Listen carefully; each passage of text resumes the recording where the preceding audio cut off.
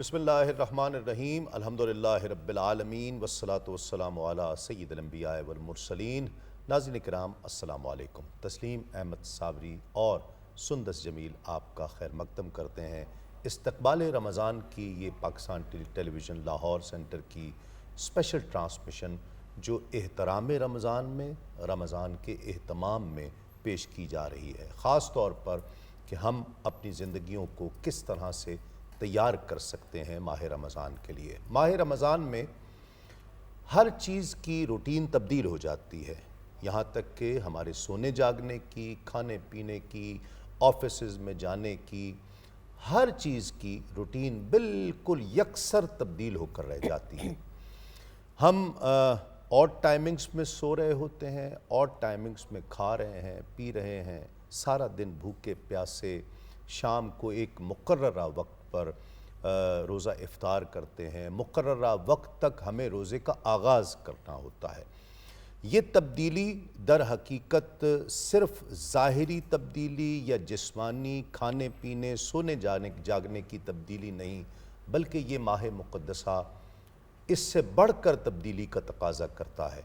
आपके अफ़कार में, आपके रवैयों में, आपके मिलने जुलने में, लोगों से बरतने में, हर शय की तब्दीली का तकाज़ा करता है। गोया ज़िंदगी में एक बहुत बड़े चेंज का पेश खेमा बनता है, बहुत बड़ी तब्दीली का पेश खेमा बनता है। ये माह मुक़द्दसा बन सकता है अगर हम इसे अपना लें और इस माह मुक़द्दसा को इसकी रूह के मुताबिक गुजारने की कोशिश करें। आज इस शहर रमज़ान में शहर मवासात के उन्वान के तले हम जो गुफ्तगू करेंगे वो यही है कि इस माह रमज़ान मुबारक से हमारी अमली ज़िंदगी में, एक आम आदमी की अमली ज़िंदगी में क्या फ़र्क पड़ता है। इस माह मुक़द्दसा से हम पूरे साल के लिए क्या तब्दीली ले सकते हैं, क्या वो चीज़ें हैं कि जिन्हें मुस्तकिल तौर पर अपनाया जा सकता है और जिसमें सबसे ज़्यादा अहमियत रवैयों की है। जी सुंदस। बिल्कुल। बिस्मिल्लाहिर्रहमानिर्रहीम। शुरू अल्लाह के पाक नाम से जो नहायत मेहरबान और रहम करने वाला है। अस्सलाम वालेकुम ख़वातीन और हज़रात। इस्तक़बाल रमज़ान की ख़ुसूसी नशरियात Pakistan television network Lahore centre से आप बराह रास्त देख रहे हैं और यकीनन जिस तरह तस्लीम साहब ने बड़ी उम्दगी के साथ और बड़े खूबसूरत अल्फाज का चुनाव करते हुए आज के मौजू के हवाले से बयान किया। ख़वातीन और हज़रात, वासिफ़ अली वासिफ़ साहब से किसी ने एक दिन पूछा कि इस दुनिया का खुश नसीब इंसान कौन है, तो वासिफ़ अली वासिफ़ साहब ने जवाब दिया कि इस दुनिया का सबसे खुश नसीब इंसान वो है जो अपने नसीब पर खुश हो। हम खुशकिस्मत हैं, हम खुश नसीब हैं कि अल्लाह ताला हमें तोहफ़े के तौर पे ये बरकतों वाला, रहमतों वाला, नेमतों वाला महीना एक तोहफ़े के तौर पर अता करता है। बेशक हम इस महीने में, इस मुबारक महीने में रोज़ा कायम करते हैं, नमाज पाबंदी से पढ़ते हैं, लेकिन साथ ही साथ जिस तरह तस्लीम साहब ने कहा, हम अपने रवैयों में भी पॉजिटिव चेंज लेके आते हैं। मवासात का जो एहसास है, हमदर्दी का जो जज्बा है, ये शऊर बेदार होता है कि जितने साहिब हैसियत, मैं अमीर गरीब के लफ्ज़ में यकीन नहीं रखती।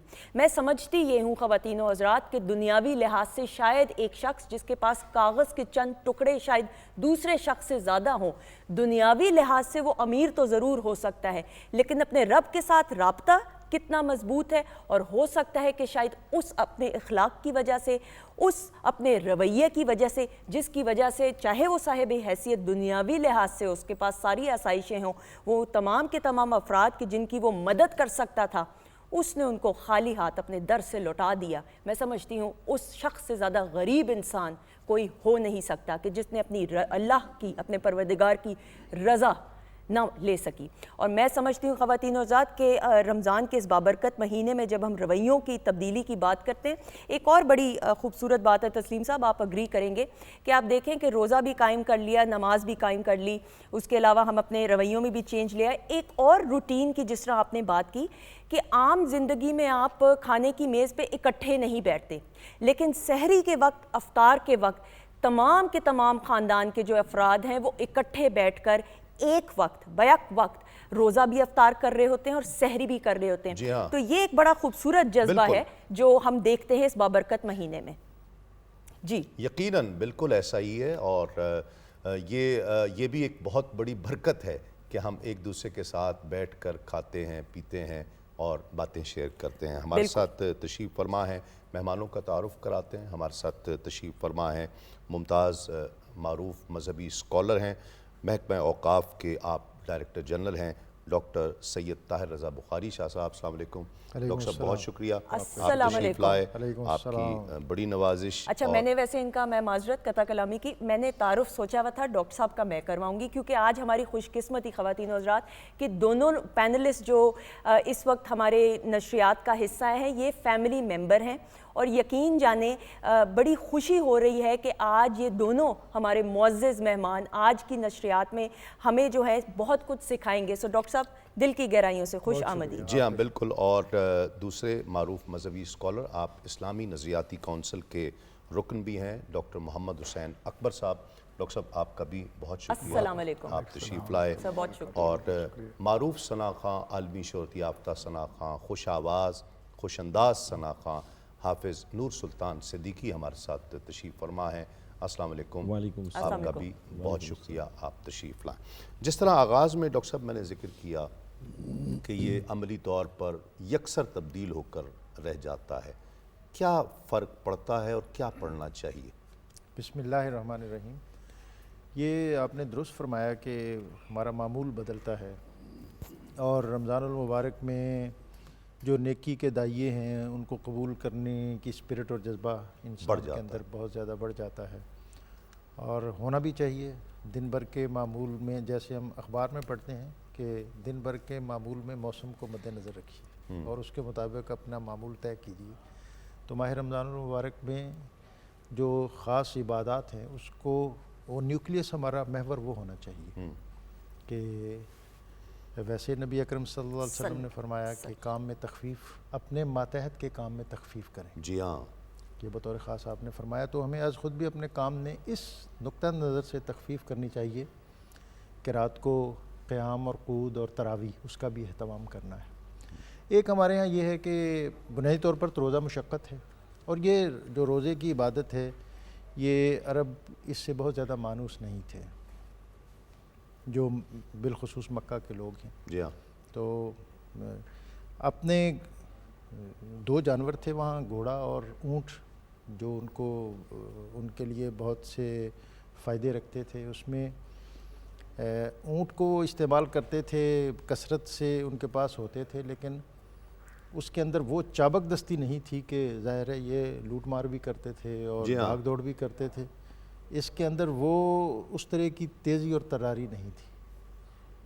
اس کے پیرلل جو گھوڑا تھا، یہ اس میں یہ کوالٹیز تو تھیں، لیکن یہ لیکن اس کے مزاج میں قدر نزاکت بھی تھی. جی ہاں، بھوک اور پیاس جلدی لگ جاتی. تو یہ جو لوگ تھے یہ اس کو تیار کرتے تھے اس کام کے لیے. ٹھیک ہے. تیز دھوپ میں اس کو کھڑا رکھتے تھے، اور اس کے اس عمل کو، بھوک، پیاس اور شدت اور جو باد سموم اور سرسر، اس کے مقابلے میں اس کو تیز اور طویل وقت کے لیے کھڑا رکھنا، اس عمل کو وہ صوم سے تعبیر کرتے تھے. اور بنیادی طور پر یہ ایک مشقت تھی، اور یہ ایک تاثر اور تصور تھا عربوں کے ہاں، اور جس کے اندر ایک مشقت ہے اور ایک ایکسرسائز ہے اور ایک پریکٹس ہے، جس کو آنے والے وقت کے لیے خود مستعد ہونا ہے اور تیار ہونا ہے. جی ہاں. اب ہمارے ہاں یہ ہے کہ ہم تھوڑا سا اس میں آسودگی بھی ایک آ گئی ہے کہ اب میں روزے سے ہوں، اور اس لیے مجھے کام اتنا میں نے نہیں کرنا، اور اگر کوئی ضرورت سے زیادہ لوڈ آ رہا ہے تو تب بھی میں تھوڑا گھورتا ہوں کہ تجھے پتہ نہیں ہے کہ میں روزے سے ہوں. رمضان سے پہلے ہی کہہ دیتے ہیں کہ اچھا رمضان کے بعد دیکھیں گے، اور 8-10 دن کے بعد تو چیزیں اور کام موقوف ہو جاتے ہیں.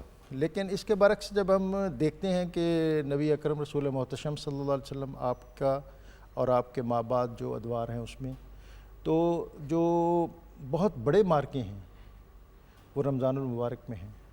از خود جو 2 ہجری کو بدر، 2 ہجری کو ہی رمضان المبارک یہ اس کے روزے فرض ہوئے ہیں، اور اس کے بعد یہ 12 رمضان سے لے کر 17 رمضان کو یہ بدر کا مارکہ ہے. پھر اسی رمضان المبارک میں فتح مکہ ہے.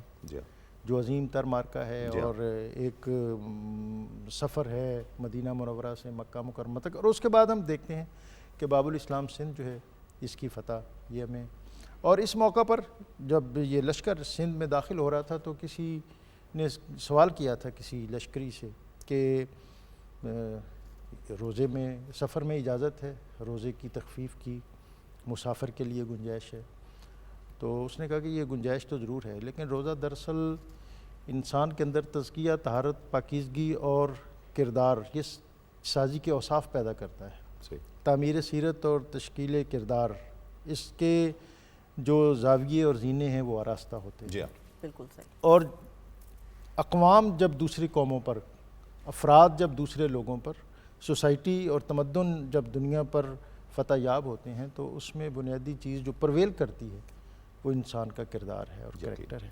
تو یہی چیز ہمیں ماہ رمضان المبارک میں جو ہمیں ایک سبق ملتا ہے وہ یہ ہے کہ نبی اکرم رسول محتشم صلی اللہ علیہ وسلم اور آپ نے جو افراد تیار کیے اس کو ان چیزوں سے بالا تر کر کے ان کے اندر وہ اوصاف پیدا کیے جس کے سبب وہ جہاں جہاں اور جدھر جدھر کا انہوں نے رخ کیا تو اللہ تعالیٰ نے کامیابیاں اور کامرانیاں ان کے قدموں میں بچھا دی. واہ واہ، سبحان اللہ.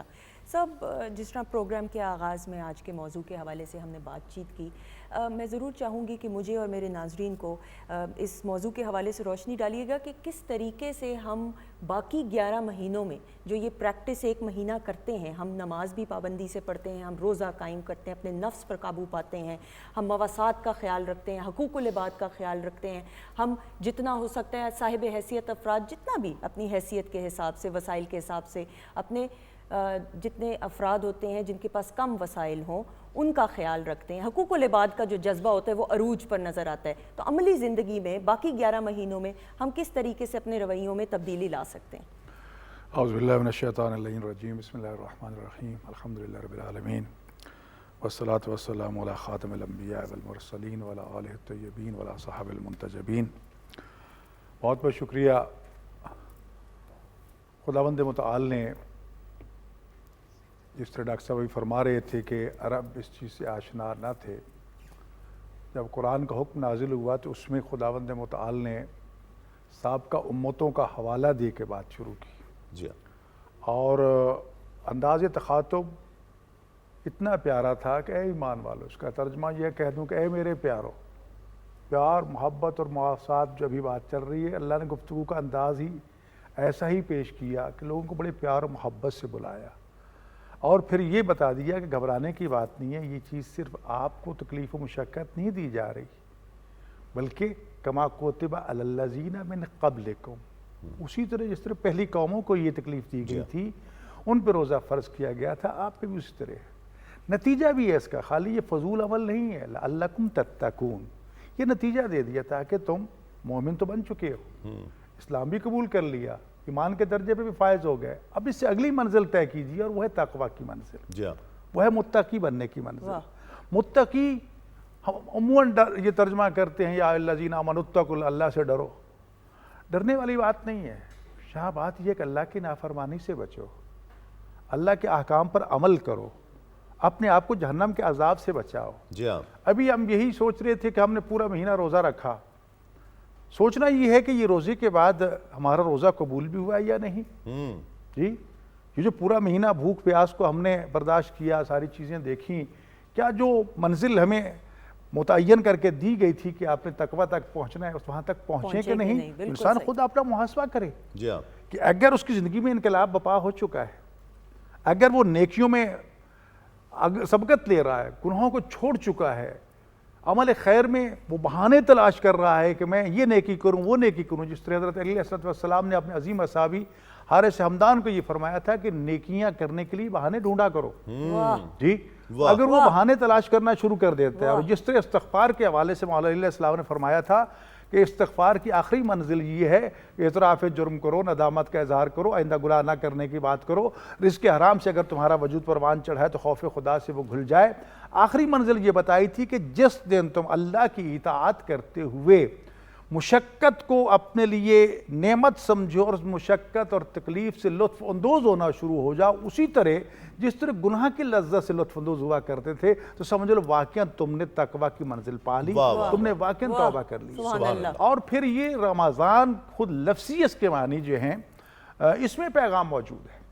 رمضان کے ابھی ڈاکٹر صاحب نے پس منظر بتایا، لغوی معنی اس کے یہ ہیں کہ کسی چیز کو جلا کے اس طرح ختم کر دینا کہ نہ دھواں اٹھے، نہ اس کا شعلہ اٹھے، نہ اس کا کوئی اثر راکھ جو ہے وہ باقی رہے۔ صحیح جی، اس سے تعبیر کیا گیا گویا کہ انسان جب روزہ رکھتا ہے تو اس کے گناہ اس طرح جل کے ختم ہو جاتے ہیں کہ نہ تو کسی کو پتہ چلتا ہے کہ یہ گناہ گار تھا یا نہیں، اللہ اس پہ پردہ ڈال دیتا ہے، اور نہ ہی اس کا کوئی اثر باقی رہتا ہے۔ صحیح۔ حضرت امام محمد باقر علیہ السلام نے قرآن کریم کی اس آیت کی تعبیر میں کہ ان اللہ یحب التوابین، کہ اللہ جو ہے اس کے پیارے وہ لوگ ہیں جو توبہ کرنے والے ہیں، یہ فرمایا کہ التائب کمن لا ذنب لہ، توبہ کرنے والا ایسے جیسے اس نے گناہ کیا ہی نہیں۔ پھر یہی نہیں بلکہ آگے یہ فرمایا کہ وہ لوگ جنہوں نے اس کو گناہ کرتے دیکھ لیا تھا، اللہ ان کو نسیان میں مبتلا کر دیتا ہے، ان کے ذہنوں سے اس کے گناہ کے نقش کو مٹا دیتا ہے کہ نہ ان کو یاد رہے گا،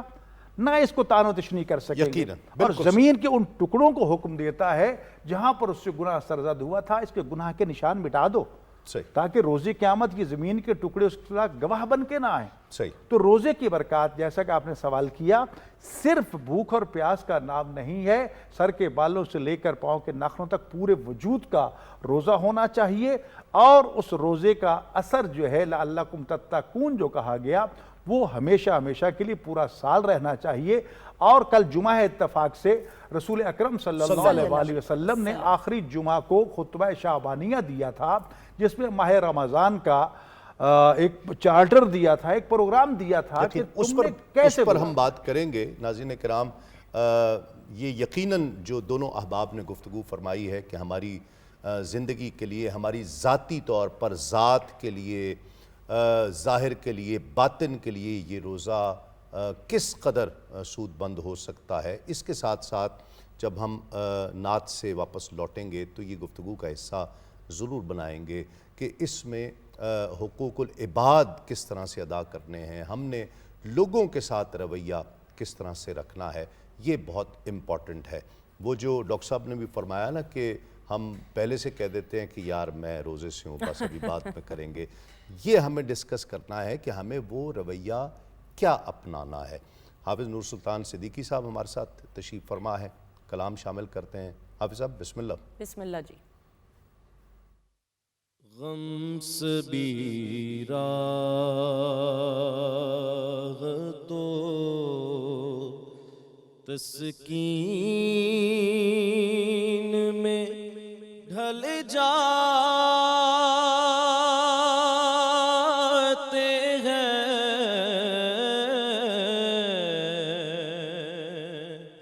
جب کرم ہوتا ہے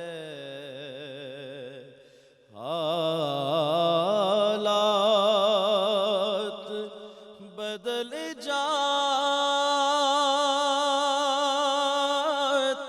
ہیں،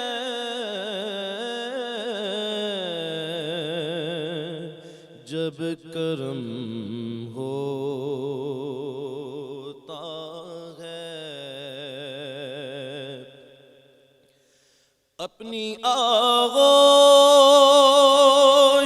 میں لے لیتا ہے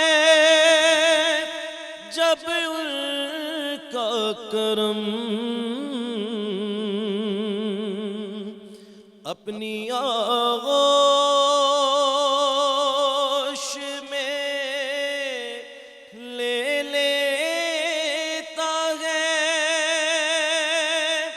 جب ان کا کرم، زندگی کے سبھی انداز بدل جاتے ہیں، جب کرم ہوتا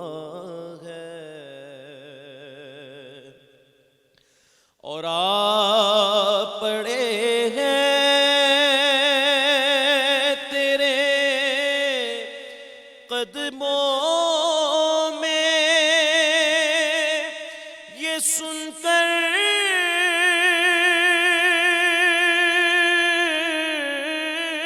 ہم بھی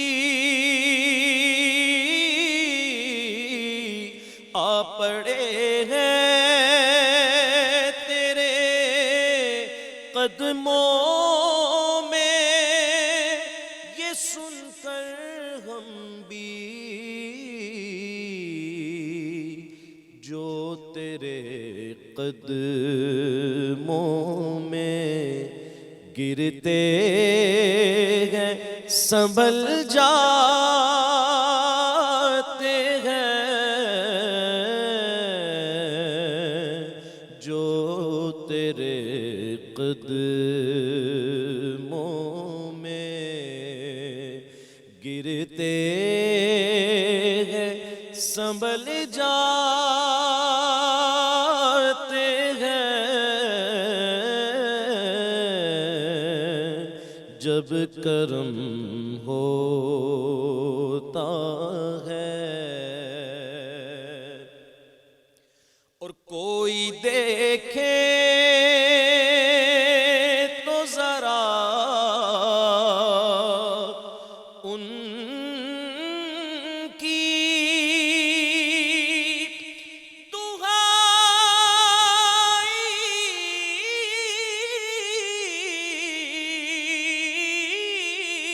دے کر، کوئی دیکھے تو ذرا ان کی دہائی دے کر، عشق صادق ہو تو پتھر بھی پگھل جاتے ہیں، عشق صادق ہو تو پتھر بھی پگھل جاتے ہیں، جب کرم ہوتا ہے۔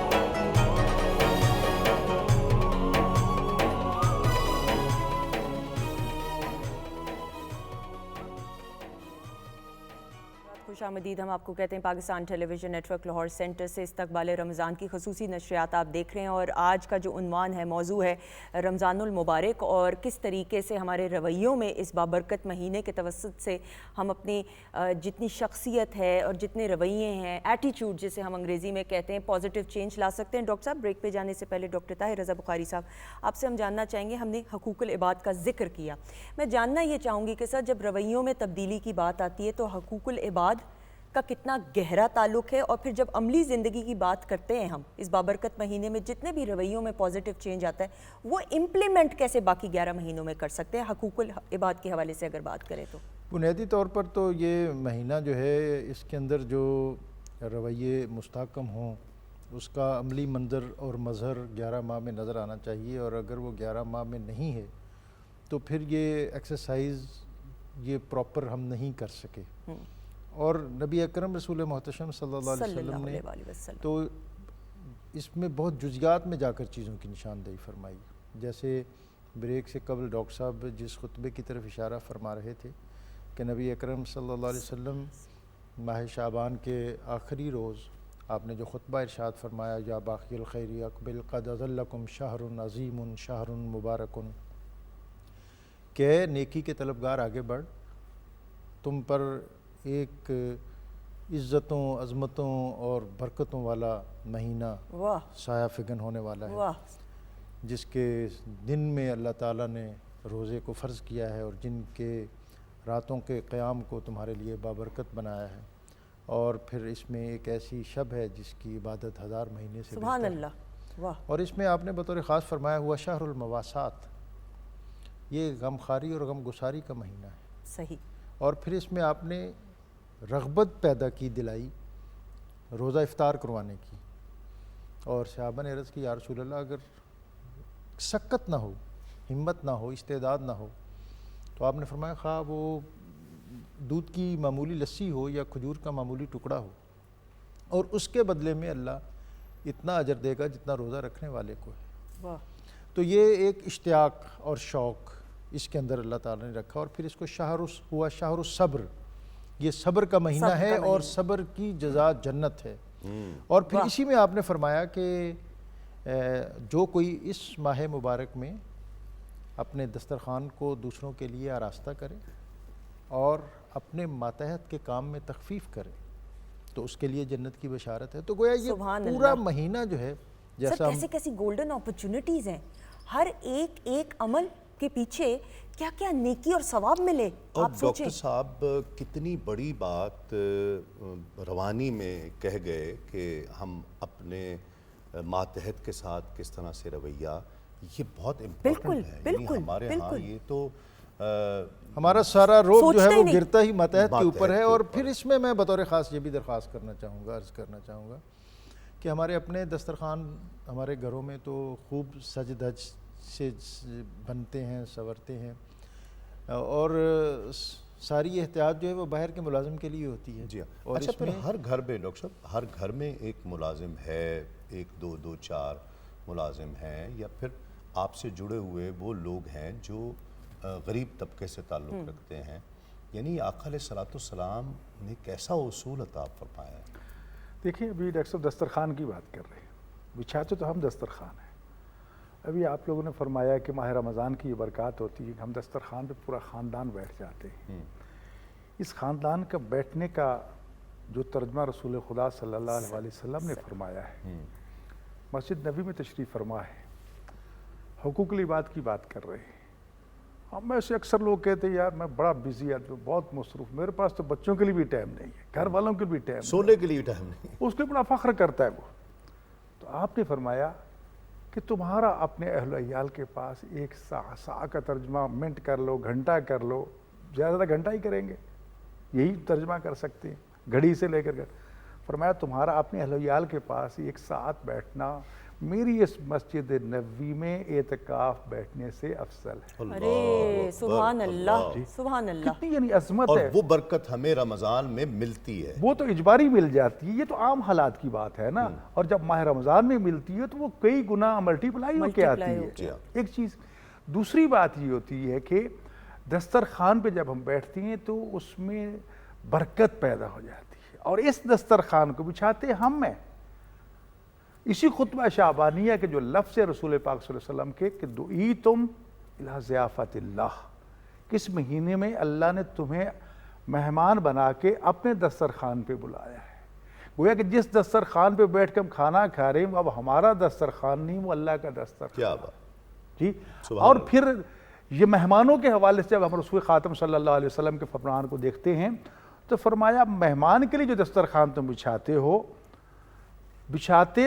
دسترخوان یہ تمہیں اعزاز دیا گیا ہے، لیکن اس پہ جو کھانے موجود ہیں وہ مہمان خود لاتا ہے جو اس کا نصیب ہے، اور تمہارے لیے بھی لے کے آتا ہے. کیا بات، سبحان اللہ. اور جب جاتا ہے تو تمہارے گھر کی بلائیں، مصیبتیں، تکلیفیں، دکھ سارے لے کے باہر چلا جاتا ہے. کیا بات.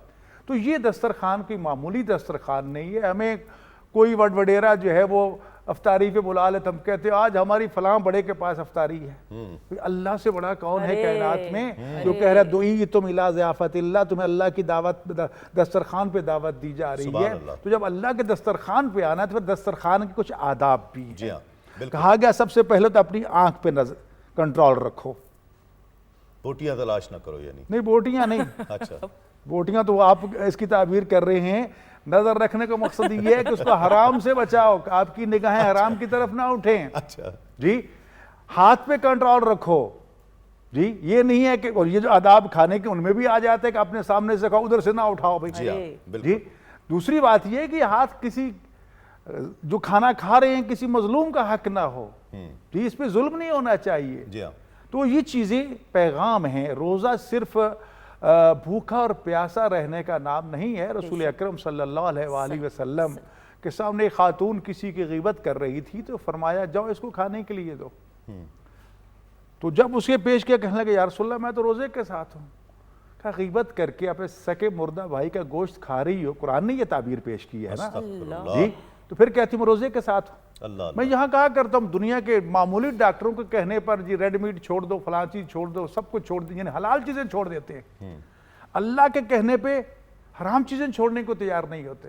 یہ ماہ رمضان ہمیں اس کی عملی پریکٹس کراتا ہے کہ اللہ کی راہ میں اگر بھوکا رہنا پڑے, حرام کو چھوڑنا پڑے, تو یہ بہترین مثال ہے. یقیناً جی, اور یہ جو غیبت کی مثال دی گئی ہے نا, اگر ریڈ میٹ کھانے سے بیماریاں ہو جاتی ہیں یا کسی کو بلڈ پریشر ہائی ہو جاتا ہے, تو جو سگے مردہ بھائی کا گوشت کھا رہے ہو کیا اس کا اثر نہیں ہوگا؟ اس کا وبال کتنا ہے, کتنا ہوگا. یہ قتل و غارت, یہ لوٹ مار, یہ تباہی و بربادی, یہ ماہ رمضان میں مہنگائی, یہ چیزوں کی قیمتیں کئی گنا کرنا کرانا, کہ یہ کوئی چھوٹا ظلم ہے؟ استغفر اللہ. جی, یہ اسی رزق حرام کا تو اثر ہے. جی تو اس لیے روزہ یہ بھی فرماتا ہے کہ یہ جو افطاری کی طرف اشارہ کیا گیا, اس میں یہاں تک اسی خطبے میں اجمالا فرمایا گیا اگر ماہ رمضان میں ایک مسکین کو, ایک فقیر کو تم روزہ افطار کرواتے ہو نا, جہاں تمہیں روزہ کا ثواب ملے گا کہ تم واقع روزے دار ہو, تم بھی روزے دار ہو, ایک روزے کا ثواب بھی ملے گا. وہاں یہ فرمایا کہ بنی اسماعیل میں سے ایک غلام کو آزاد کرانے کا ثواب بھی ملے گا. اسماعیل کون ہے؟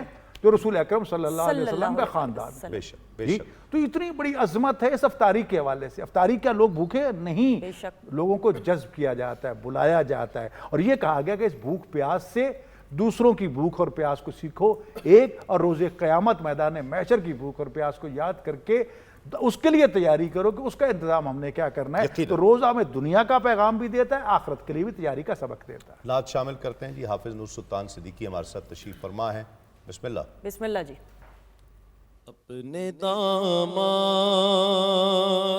شفاعت میں چھپائے رکھنا,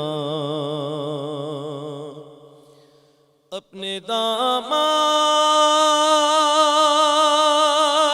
شفاعت میں چھپائے رکھنا,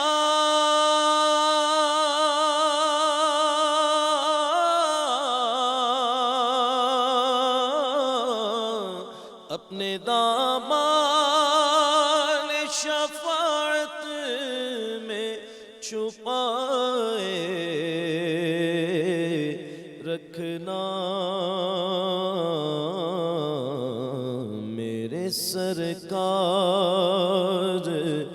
میری بات بنائے رکھنا, میرے سرکار میری بات بنائے رکھنا. آپ یاد آئے تو پھر یاد نہ آئے کوئی, آپ یاد آئے تو پھر یاد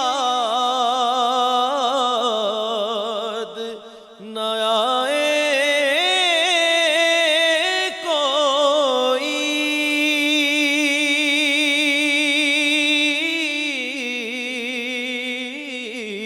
آپ یاد آئے تو پھر یاد نہ آئے کوئی, غیر کی یاد میرے دل سے بھلائے رکھنا, میرے سرکار میری بات بنائے رکھنا. اور میں نے مانا کہ نکما ہوں مگر آپ کا ہوں, میں نے مانا یا رسول اللہ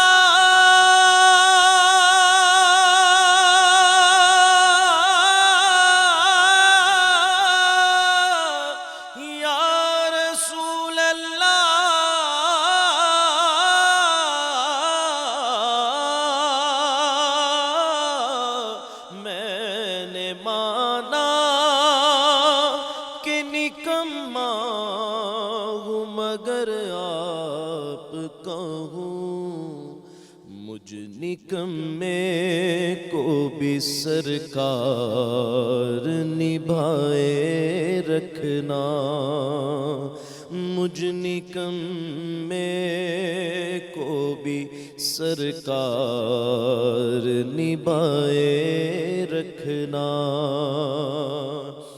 ذرہ خاک کو خورشید بنانے والے، ذرہ خاک کو خورشید بنانے والے،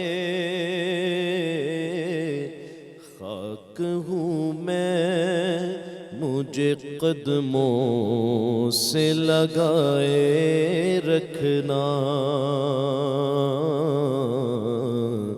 میرے سرکار میری بات بنائے رکھنا۔ بہت خوب سبحان اللہ، ڈاکٹر سبحان صاحب، اللہ۔ جس طرح ڈاکٹر صاحب قبلہ بھی فرما رہے تھے دسترخوان، آپ نے بھی اس طرف اشارہ کیا، ہم عرب میں دیکھتے ہیں کہ وہ ایک دوسرے کی منتیں کرتے ہمیں نظر آتے ہیں، میرے دسترخوان پر آ کر بیٹھو لوگ۔ یہ اور بات ہے کہ یہ رویہ ان کا بھی پورے سال پریویل نہیں کرتا ہے، ہمارے ہاں بھی اب یہ رواج بڑھ رہا ہے، کراچی میں بھی، لاہور میں بھی ہم دیکھتے ہیں لڑکے سڑکوں پر کھڑے ہو جاتے ہیں، اس رویے کو بڑھنا چاہیے ہے، یقیناً اور بڑھنا یہ چاہیے۔ کیا وجہ ہے کہ عرب شاید اس مہینے کی توقیر کو زیادہ سمجھتے ہیں؟ ان کا کلچر بھی ایسا تھا، اور ویسے جو ہمارا دین ہے اس کی اسپرٹ اور اس کی جو فطرت ہے اس کے اندر یہ دسترخوان تو بہت بنیادی چیز ہے۔ ٹھیک ہے، اور میں سمجھتا ہوں کہ یہ اگر ہم اپنے خطے کی بات کریں، بالخصوص بر صغیر کی، تو اس کے اندر جو اتنا بڑا سماجی انقلاب ہے وہ صوفیہ کے دسترخوان کے سبب ہے۔ یقیناً یقیناً۔ اور ابوالحسن خرقانی کی خانقاہ کے باہر سنا یہ لکھا ہوتا تھا کہ یہاں ہر آنے والے کو بلا تمیز رنگ و نسل اور مذہب اور مسلک کھانا پیش کیا جائے، جی ہاں، تو نہ نام پوچھا جائے گا نام نہ مذہب پوچھا جائے گا۔ تو یہاں پہ بر صغیر کے اندر ہم یہ دیکھتے ہیں کہ یہاں کا جو طبقاتی نظام تھا اس کو ایک لیگل پروٹیکشن میسر تھی، جو کتاب الہند کے اندر البیرونی نے لکھا کہ شودر، ویش، کھتری، برہمن ایک جگہ پر یہ بیٹھ کے کھانا نہیں کھا سکتے تھے، اور پھر برہمن کا جو استحقاق ہے وید پڑھنا یا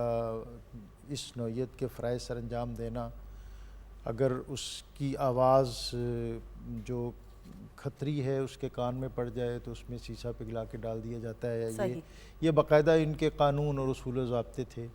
تو یہ تو میں سمجھتا ہوں کہ اس دسترخوان کی برکت ہے جو یہاں صوفیہ تشریف لائے، کہ یہ بنیادی طور پر تو ہندوستان تھا، اور پھر انہوں نے یہ اپنے دسترخوان آراستہ کیے جہاں یہاں کی لوکل کمیونٹی جو رنگ نسل میں بٹی ہوئی تھی وہ اس تقسیم سے بالا تر ہو کر ان صوفیہ نے ان کو اپنے ساتھ بٹھایا، اور جس کے سبب پھر اسلام کی یہ محبت آمیز تعلیمات محض تعلیمات سے بڑھ کر عملی مناظر اور مظاہر کے ساتھ دنیا کے سامنے پیش ہوئیں۔ تو میں سمجھتا ہوں کہ یہ ہمارے صوفیہ، اور پھر آج کے تو جو نفسیات دان ہیں وہ بھی یہ کہتے ہیں کہ آپ کے ساتھ کوئی کتنا بھی اگر رنجش کوئی رکھتا ہے تو اگر آپ باہم مل کر ایک دسترخوان پر بیٹھ کر کھانا کھا لیتے ہیں تو اس پہ بہت فرق تو اس پہ بہت زیادہ فرق پڑتا ہے۔ یقیناً۔ اور یہ ہم دیکھتے ہیں جس طرح تسلیم صاحب نے بھی کہا کہ سر اس رویے میں، اس پازیٹیو چینج میں زیادہ اب شعور بیدار ہوا ہے ینگسٹرز میں، اور یہ جذبہ اچھا آپ نے دیکھا ہم کراچی میں، لاہور بالکل، میں، ہر شہر میں، اسلام آباد میں، بڑے شہروں چھوٹے شہروں میں لوگ بس سٹاپس پر کھڑے ہیں، مغرب کے وقت، افطار کے وقت جو مسافر ہیں ان کو بہت سے کوئی جوس ادارے کا ڈبہ پکڑا رہا ہے، بالکل کچھ ایسا ہی ہے۔ ایسا، اس میں بہت اچھا لگتا ہے، بات ہے۔ اور یہ بہت آپ اچھا۔ دیکھیں پہلے یہ چیزیں محدود تھیں مساجد، مدارس یا خانقاہ کی حد تک، لیکن اب ہم دیکھتے ہیں کہ جو ہمارے مختلف سماجی طبقے ہیں انہوں نے اس میں بہت بڑھ کر آگے حصہ لیا ہے۔ میں اس میں مجھے یاد آ رہا ہے کہ نبی اکرم رسول محتشم صلی اللہ علیہ وسلم آپ جب ہجرت کر کے مدینہ منورہ تشریف لائے تو قباء کے مقام پہ تھے، تو عبداللہ بن سلام یہودی تھے اور حضرت موسیٰ علیہ السلام اسی خاندان میں سے تھے اور بہت بڑے عالم تھے، تو وہ کہتے ہیں کہ مجھے انتظار تھا، کہ مجھے پتہ تھا یہ دارالہجرہ ہے اور آخر الزماں پیغمبر یہاں تشریف لائیں گے، کھجور کے تنے پہ درخت پہ چڑھا ہوا تھا، آواز آئی آپ کی آمد کی آواز میرے کان میں پڑی تو میں نے خوشی سے چھلانگ لگائی. تو میں بفرط محبت سے بھاگا اور نبی اکرم صلی اللہ علیہ وسلم اپنے اصحاب میں بیٹھے ہوئے تھے. تو پہلا تاثر کہتے جو میں نے دیکھا آپ کو، تو آپ کے چہرہ اقدس کو، تو میں نے وہ جو معروف بات ہے کہ میرے دل نے یہ گواہی دی کہ یہ چہرہ کسی جھوٹے کا نہیں ہو سکتا. جی. اور کہتے ہیں کہ میں قریب ہوا تو آپ کے لب مبارک ہل رہے تھے، تو میں نے آپ کے لب مبارک سے جو پہلی بات سنی وہ یہ تھی کہ افش السلام، کہ لوگوں کے لیے سلامتی کا باعث بنو. اب یہ حقوق العباد کی بنیاد ایک بن گئی. بے شک. سلام پھیلاؤ، السلام علیکم کہو یا سلامتی کا باعث بنو. یہ بہت اس کا وسیع مفہوم ہے. وہ کہتے میں دوسری بات جو سنی آپ کی جو میرے کان میں پڑی وہ تھی اطعم الطعام، لوگوں کے لیے کھانے کا اہتمام. اور یہ جو اہتمام ہے یہ محض اس ماہ مبارک تک محدود نہیں ہے بلکہ یہ مستقل ہے، اور قرآن پاک میں بے شمار مقامات پر. اور یہ حقوق العباد کی بات کر رہے ہیں. جو تیسری بات کہتے ہیں میں نے سنی نبی اکرم صلی اللہ علیہ وسلم نے، وہ آپ نے فرمایا وصل الارحام، یہ جو رحم کے رشتے ہیں جن کو آج ہم کاٹتے ہیں، جس طرح ہم بھائی بہنوں کے حقوق پامال کرتے ہیں، جس طرح ہم بہنوں کے حق روکتے ہیں اور ان کو وراثتوں سے محروم کرتے ہیں، جس طرح ہم ان کے جو حق ہیں ان کو پامال کرتے ہیں، تو نبی صلی اللہ علیہ وسلم نے فرمایا واصل الارحام، یہ جو رحم کے رشتے ہیں ان کا خیال کرو، ان کے جو اعزاز و اکرام اور اس کا جو پروٹوکول ہے. اور آپ نے چوتھی بات جو فرمائی وہ یہ تھی کہ جس وقت رات کو لوگ سوئے ہوئے ہوں اس وقت اپنی پشت کو بستر سے الگ کرو اور اپنی جبین نیاز اللہ کی بارگاہ میں جھکا دو، اور اس وقت جب لوگوں کے لیے جنت میں جانے کے راستے دشوار ہوں گے اللہ تمہارے لیے آسانیاں. ارے واہ، سبحان اللہ، سبحان اللہ. ہم یہ بھی دیکھتے ہیں کہ عام طور پر تحفے تحائف بھی اس ماہ میں زیادہ دیے جاتے ہیں، اس سے بھی محبت بڑھتی ہے، باہمی مودت میں اضافہ ہوتا ہے. ڈاکٹر صاحب یقیناً دیکھو یہ تو دسترخوان اللہ تعالیٰ نے ماہ رمضان کا جو پہلا حصہ ہے اس کو اشرا رحمت قرار دی ہے. جی ہاں. یہ رحمت کیوں بھائی؟ پہلے دن ہی رحمت اس لیے کہ ایک غلام جو ہے اگر وہ مالک کا نافرمان ہے وہ ڈرتا ہے میں جاؤں گا تو پتہ نہیں مجھے سرزنش ہوگی، مجھے سزا ملے گی. جی خدا نے اس خوف کو دور کرتے ہوئے پہلے عشرے کو رحمت کا بنا دیا. ڈرنے کی ضرورت نہیں، آ جاؤ میرے دسترخوان پہ آ جاؤ. جب آ گئے تو پھر دوسرا مغفرت کا بنا دیا، تیسرے میں نجات دے دی. دسترخوان کی بات ہو رہی ہے مدینہ منورہ میں. امام حسن مجتبیٰ علیہ السلام جن کا لقب بھی کریم اہل بیت ہے، آج بھی دسترخوان بیچتا ہے اور ہر روز بیچتا ہے. مدینہ منورہ میں امام حسن علیہ السلام کے نام سے کریم اہل بیت امام حسن علیہ السلام دسترخوان، لوگ وہاں پر بلا تمیز و تفریق جاتے ہیں. اور ایک چیز بڑی عجیب سی میں نے دیکھی کہ ایک شخص مدینہ منورہ میں تشریف لاتا ہے. پہلے وہ گیا حضرت امام حسین علیہ السلام کے در اقدس پہ. وہاں دیکھا لوگ نمازیں پڑھ رہے ہیں، روزے رکھ رہے ہیں، تاکیبات میں ہیں سارے سلسلے میں. وہاں سلام کر کے گیا امام حسن علیہ السلام کا، وہاں پر دسترخوان بچھایا، لوگ کھانے کھا رہے ہیں، خوش ایک دوسرے کو مذاق کر رہے ہیں. حیران ہو گیا کہ میں نے ادھر کیا دیکھا ہے ادھر کیا دیکھا ہے. تو سوال کرتا ہے امام حسن علیہ السلام سے کہ فرزند رسول مجھے سمجھ نہیں آ رہی کہ آپ کے بھائی کے ہاں گئے ہوں تو وہاں نمازیں، روزے، تاکیبات، یہ چیزیں، قرآن کی تلاوت، یہاں آئے ہوں تو کھانا پینا، یہ وہ سلسلہ، اس سنت کو اپناؤں یا اس کو اپناؤں؟ تو فرمایا دونوں کو. میرا بھائی جو ہے وہ نماز، روزہ، قرآن اس کی تلقین کر کے روحانی غذا مہیا کر رہا ہے اور میں دسترخوان بچھا کے جسمانی غذا مہیا کر رہا ہوں. اور وہ واقعہ مشہور ہے مولا علی علیہ السلام کا اور یہودی کا. جب ایک یہودی باغ سے گزرا، بھوک لگی کہ تو مولا علیہ السلام مزدوری کر رہے ہیں تو پوچھا کھانے کچھ مل جائے؟ کہا وہ کھجور کے ساتھ میں روٹی اویزہ ہے، اتار کے کھا لو. اس نے اتاری، توڑنے کی کوشش کی، ٹوٹ نہیں رہی تھی، بڑی مشکل توڑا. دیکھتا ہے کہ یہ کون ہے کیا ہے، تو فرمایا کہ لگتا ہے کہ تم نرم و نازک کھانا کھانے کے عادی ہو تو یہ چھوڑ دو اور چلے جاؤ دسترخوان مدینہ میں. امام حسن کا پوچھ لینا، تمہیں وہاں پر ہر قسم کا کھانا مل جائے گا. جب وہاں پہنچا تو کھانا بھی کھا رہا ہے اور ایک لقمہ کھاتا ہے ایک چھپا لیتا ہے، کھاتا ہے. امام حسن علیہ السلام کی نظر پڑی، پوچھا بھی تیرا کوئی اور بھی ساتھی ہے تو بلا لے اس کو. کہا میرا تو کوئی نہیں، میں نے ایک مزدور کو دیکھا ہے جس کا کھانا اتنی خشک روٹی تھی جو کی کہ مجھ سے تو چبائی نہیں گئی. تو فرمایا یہ اسی علی ابن ابی طالب کا دسترخوان ہے. اور آج ہم دیکھتے ہیں مجالس میں امام حسین علیہ السلام کو یاد میں بات ہو رہی ہے، یعنی اس میں کبھی کسی نے پوچھا گیا بھی تو کون ہے، کہاں سے آ رہا ہے، کدھر سے جا رہا ہے. دسترخوان ہے، اس کھانے کو کھا رہے ہیں. اور یہ بہت اچھی رغبت ہے، اس سے قریب ہونا چاہیے، اور یہ اسلام اس کی تلقین کرتا ہے کہ دسترخوان بچھایا کرو. رواداری کی طرف ہم آ رہے ہیں، برداشت کی طرف آ رہے ہیں. رسول اکرم صلی اللہ علیہ وسلم نے اسی لیے یہاں خطبہ شعبانیہ قبلہ میں معذرت چاہوں گا، ہم لوٹ کر آئیں گے اور رواداری پر یقیناً بات ہوگی. نعت شامل کر لیتے ہیں. ہمارے ساتھ جو بچی ماشاءاللہ بہت اچھا پڑھنے والی نورینا امتیاز، السلام علیکم. السلام علیکم بیٹا جی. خوش آمدید. پہلے تو بہت خوشی ہوئی آپ ماشاءاللہ اس پروگرام کا حصہ ہو. نعت شامل کرتے ہیں. یہ بہت اچھا پڑھنے والی بچی ہے اور بہت اچھی آواز کا اضافہ ہے شعبہ نعت میں. جی بسم اللہ. بسم اللہ. کوئی سلیقہ ہے آرزو کا،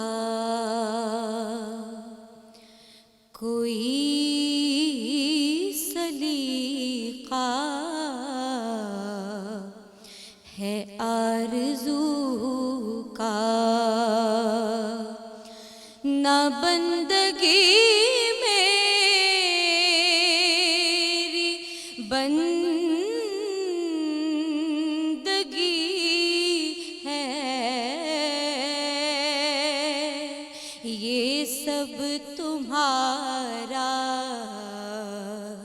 کرم ہے آقا، یہ سب تمہارا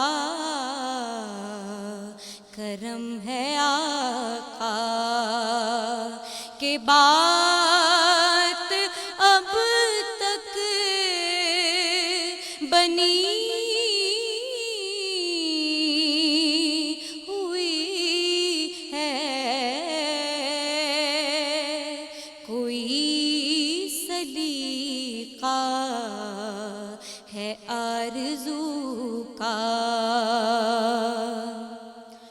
کسی کا احسان کیوں اٹھائیں، کسی کو حالات کیوں بتائیں، یا رسول اللہ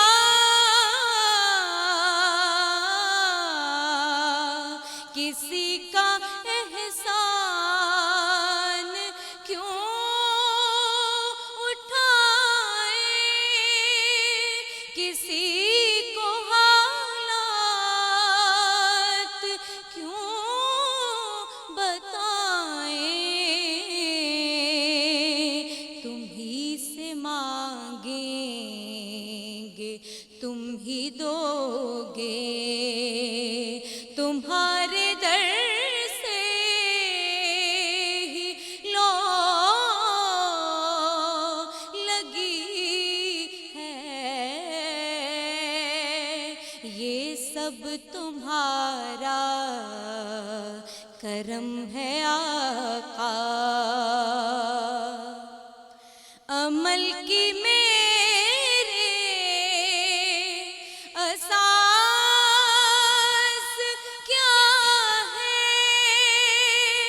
بجز ندامت کے پاس کیا ہے،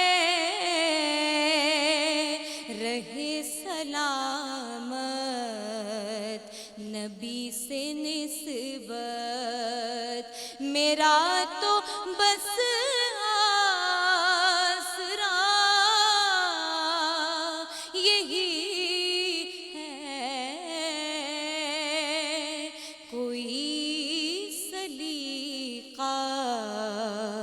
ہے آرزو کا،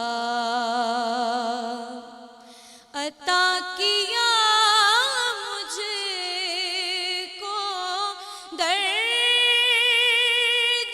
الفت،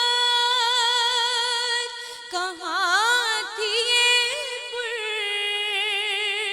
خطا کی قسمت، میں اس کرم کے کہاں تھی قابل، حضور کی برکت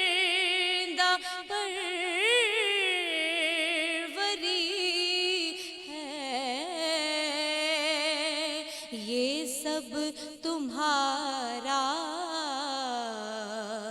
करम है आका के बात अब तक बनी हुई है, कोई सलीका है आरज़ू का।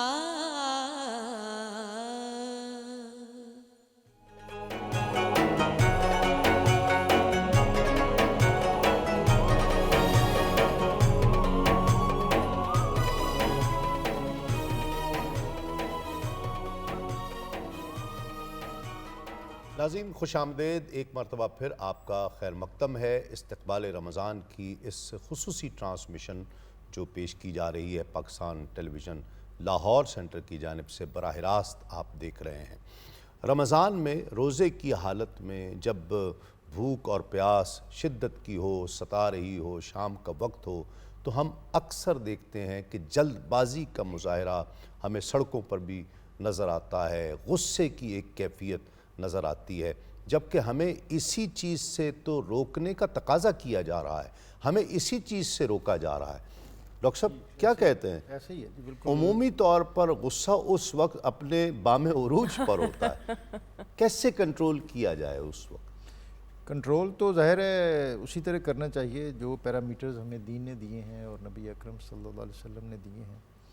और जैसा आपने फरमाया कि ताकतवर वो नहीं है जो दूसरे को बुछाड़ दे, बल्कि ताकतवर तो वो है जो अपने गुस्से को काबू में कंट्रोल कर ले। और ये जो क़ुव्वत ग़ज़बिया है जिसके सबब हम दूसरों की इज़्ज़तें पामाल करते हैं और इसी से नफ़रत, हकारत, तकब्बुर, जी हाँ, ये सारी चीज़ें इसी से जन्म लेती हैं। जी हाँ, बिल्कुल जुड़ी हुई है। और इसी से हम नख़वत है और फिर हम दूसरों को नीचा दिखाने की एक ये नेगेटिविटी है जितनी, और इस सब को काउंटर करने के लिए ये बुनियादी तौर पर जो रोज़ा है ये ज़ब्त नफ्स का नाम है, अपना जो सेल्फ़ कंट्रोल है। बेशक। और इसके लिए हमारे सूफिया जितना उनके यहाँ एक उसलूब था, एक सिलेबस था या उनका जो तरीक़ाकार था, वो सारा इसी चीज़ को फोकस करता था। और इसके नतीजे में हम ये देखते हैं कि जो गुस्सा जो है ये दूसरे को तो बाद में पामाल करता है, सबसे पहले तो वो अपने आपको आप डैमेज को। करता है। बहुत अच्छी बात, बहुत अच्छी बात। और हमारे जो आज की नफ्सियात और साइकोलॉजी भी यही कहती है कि अगर हम इसको एक इसके पैरेलल दूसरा जज्बा है माफ़ करना, दरगुज़र करना, अगर आप उसको नहीं अपनाते और इसी गुस्से में ही ख़ुद को धर्म भरम रखते हैं तो फिर आपके अंदर यही फ्रस्ट्रेशन और डिप्रेशन, ये सारी चीज़ें फिर इसी से ग्रो जन्म करती लेती हैं, हैं। जन्म लेती हैं। बिल्कुल। तो इसके एक दीनी और मजहबी पहलू और फिर इसके समाजी और माशरती पहलू और फिर इसके इनफरादी पहलू इनफराद, यकीनन। बिल्कुल। कि हम बहुत जल्द जब नॉर्मल होते हैं, क्योंकि इसका स्पैन कहते हैं कोई 10 से 12 मिनट का होता है, ये गुस्से की शिद्दत का। गुस्से की शिद्दत का, और उसके बाद जब आप नॉर्मल होते हैं तो फिर अपने किए पर नादम होते हैं, एहसास नदामत भी होता एहसास है। नदामत भी बिल्कुल। होता है। और आपने बाज़ औक़ात ये भी देखा होता है कि बहुत ज़्यादा जब गुस्से में लोग होते हैं और बहुत कुछ कहते हैं और उसके बाद जब वो उस फेज़ से निकलते हैं तो फिर एक तो उनके ऊपर नदामत का गलबा होता है और दूसरा वो बज़ाहिर बिल्कुल उस वक्त स्मूथ से लग रहे होते हैं कि जी। कि जिस तरह बिल्कुल। कुछ हुआ ही नहीं। जैसे कुछ डॉक्टर हुआ साहब, ही लेकिन आपने सूफियाए कराम की बात की, तो सूफियाए कराम की अगर हम ज़िंदगी पर नज़र दौड़ाएं तो सर अपनी ज़ात की नफ़ी करके लोगों को कायल किया और फिर अपनी तरफ माइल किया। तो सर ये अपनी ज़ात की नफ़ी करके इस जज्बे को उजागर कर सकते हैं और इस जो गुस्सा है उसको ख़त्म करके अफू दरगुज़र की बात करें, माफ़ करने की जज्बे की बात करें, तो इसको उजागर किया जा सकता है। दरअसल ये इंसान के अंदर ये जो जज्बा है ना कि मैं, कि मेरे अलावा और कोई चीज़ नहीं है और मेरे सामने कोई ऐसे कैसे कर सकता है और मेरी ज़ात का जो जलाओ और गहराओ और फैलाव है उसको तस्लीम किया जाए। تو ہمارا دین اور ہمارا مذہب اور پھر اسی کی جو بہترین شکل ہمارے صوفیاء نے پیش کی کہ اپنی ذات کی نفی اور اپنے آپ کو کہ ایک تو یہ پہلا سبق ہے کتاب خدا کا کہ ہے ساری مخلوق کنبہ خدا کا، اور پھر اس کے ساتھ جوش نے کہا تھا کہ اے دوست دل میں گرد قدورت نہ چاہیے، اچھے تو کیا بروں سے بھی نفرت نہ چاہیے، کہتا ہے کون پھول سے رغبت نہ چاہیے، کانٹوں سے بھی مگر تجھے نفرت نہ چاہیے، پالا ہوا ہے یہ بھی نسیم بہار کا، اس کی رگوں میں بھی ہے لہو لالا زار کا۔ واہ واہ، تو لوگوں کے ساتھ اپنی فریکوینسی کو میچ کرنا اور پھر ان کے لیے کا دامن اور دائرہ اس کو وسیع کرنا، یہ بطور خاص میں سمجھتا ہوں یقیناً اس ماہ رمضان المبارک کا جو سبق ہے۔ ڈاکٹر صاحب غصہ تو کنٹرول کرنے کے لیے کہا گیا، ہمارے یہاں وہ شخص جو بہت غصے والا ہو وہ بھی بڑا فخر کرتا ہے کہ جی حضرت بہت غصے والے ہیں، اور پورے گھر کے لیے وہ ایک پھوڑے کی حیثیت رکھتا ہے کہ ہاتھ لگایا تو دکھ جائے گا۔ یعنی ہمیں تو کنٹرول کرنے کے لیے کہا گیا اور ہم اس پر الٹا فخر کرنے لگ گئے کہ جی وہ فلاں شخص میں تو بہت غصے والا ہوں، میں نہیں برداشت کرتا۔ دیکھیے جو قرآن کریم نے والکاظمین الغیظ کہہ کے مومن کی نشانی بتائی ہے کہ وہ غصہ پی جاتے ہیں، جتنا بھی غصہ ہو وہ اس کو ہضم کر جاتے، پی جاتے، اس کا زبان سے ذکر تک نہیں کرتے۔ اور حضرت موسیٰ علیہ السلام نے اپنے کسی حواری سے یہ کہا تھا کہ تم جاؤ تمہیں راستے میں ایک پہاڑ نظر آئے گا، اس پہاڑ کو کھا جانا، پھر اس کی لذت محسوس کرنا۔ وہ کہنے لگا کہ نبی خدا پہاڑ کیسے کھایا جا سکتا ہے؟ چل پڑا، کہتا جیسے جیسے میں چلتا گیا پہاڑ سکڑتا گیا بالآخر ایک لقمے کی صورت میں نے اس کو اٹھا کے کھا لیا، بہت لذت آئی۔ میں نے پوچھا کہ نبی خدا یہ کیا ہے؟ فرمایا یہ غصہ ہے، دیکھنے میں تو پہاڑ کی طرح نظر آتا ہے، جی ہاں، لیکن جب اس کو انسان برداشت کر لیتا ہے تو اس کی جو لذت ہوتی ہے وہ اپنا ہی ایک مزہ ہوتا ہے۔ تو لہٰذا ایک تو یہ ہے کہ غصے پہ کنٹرول کرنے کے جو طریقے بتائے، غصہ آئے کھڑے ہیں تو بیٹھ جاؤ، جی بیٹھے ہیں تو جناب لیٹ جاؤ، تمہارا غصہ ختم ہو جائے گا۔ پھر دوسری بات یہ ہے کہ غصہ جو ہے وہ جس طرح اپنا نقصان کر رہے ہیں، جیسے پہلے بات ہو چکی ہے، تو غصے سے بچنے کے لیے قرآن تو ہمیں بارہا والکاظمین الغیظ کہہ رہا ہے، اور روزہ اسی برداشت کا تو نام ہے جی۔ اور پھر استغفار کا ہم ماہ رمضان کو توبہ اور استغفار کا مہینہ قرار دیا گیا ہے۔ حدیث میں ہے کہ جب انسان کسی کے گناہ کو، غلطی کو، خطا کو معاف کرنے کو تیار نہیں ہوتا، اور جب اپنے رب سے وہ استغفار کرتا ہے تو اللہ کہتا ہے تو میرے بندے کو تو معاف کرنے کو تیار نہیں ہے، مجھ سے کس منہ سے معافی مانگ رہا ہے؟ جی ہاں، جی۔ تو لہٰذا یہ سیکھنا چاہیے کہ ہم بندگان خدا کو معاف کریں، اللہ ہمیں معاف کر دے گا۔ بے شک بے شک، روزہ تو ہمیں وہی عفو درگزر کا سبق دیتا ہے، اور اسی لیے خطبہ شعبانیہ کے یہ لفظ تھے کہ بچوں پر رحم کیجئے، بزرگوں کا احترام کیجئے، اور وہ کمزوروں کا بڑا احترام، ہو جاتا ہے، وہ شخص انسان بڑا ہو جاتا ہے، وہ اس کا قد بڑھ جاتا ہے، جو معاف کر دیتا اس کا ہے قد بڑھ جاتا ہے، بڑھ جاتا تو ہے۔ ہمیں معاف کرنا چاہیے۔ اور پھر مولا علیہ السلام فرمانے من قاطعنی واصل، جو مجھ سے دور بھاگتا ہے نا اس کو آگے جا کے سینے سے لگا لیتا ہوں۔ واہ، جوڑنے کی کوشش کرو، توڑنے کی نہیں۔ کیا بات، یہاں تو توڑنے کی کوششیں کی جاتی ہیں، جوڑنے کے لیے بھی لوگ اس کو برداشت نہیں کر سکتے اور سمجھتے ہیں ہم نے بہت بڑا کارنامہ دیا ہے۔ یہ کہنا کہ میں بڑا غصے والا ہوں، یہ کوئی فخر کی بات نہیں ہے، بلکہ یہ تو ندامت، اور یہ حقیقت میں دیکھا جائے تو یہ بیماری ہے، اس کا علاج اصل جس کو خوبی کہا گیا وہ تو کہا ہے معاف کر دینا۔ لیکن بات تو یہ ہے کہ خواتین و حضرات اس بیماری کا پہلے پتہ تو چلے کہ آپ اس مرض میں مبتلا ہیں کہ نہیں۔ ہمارے ہاں یہ بڑی بدقسمتی ہے کہ ہم سمجھتے ہیں کہ اگلے شخص میں یہ بیماری ہے، اپنی اصلاح کرنا ہم اس کی زحمت نہیں کرتے۔ بہرحال جی بات چیت کا سلسلہ جاری ہے۔ نورینہ امتیاز ہمارے ساتھ موجود ہے۔ نورینہ، سب سے پہلے تو بیٹا آپ نے بریک پر جانے سے پہلے جو کلام پیش کیا، اللہ تعالیٰ آپ کو بہت خوشیاں دے، اللہ تعالیٰ آپ کو اور عزت سے نوازے۔ Pakistan television network Lahore centre سے یہ گولڈ میڈلسٹ ہیں، سو یہ پی ٹی وی کی دریافت ہیں۔ بالکل میں نے صحیح کہا کہ نہیں؟ ایسا ہی ہے؟ سو بسم اللہ کیجیے گا، کلام پیش کریں۔ حضور ایسا کوئی ان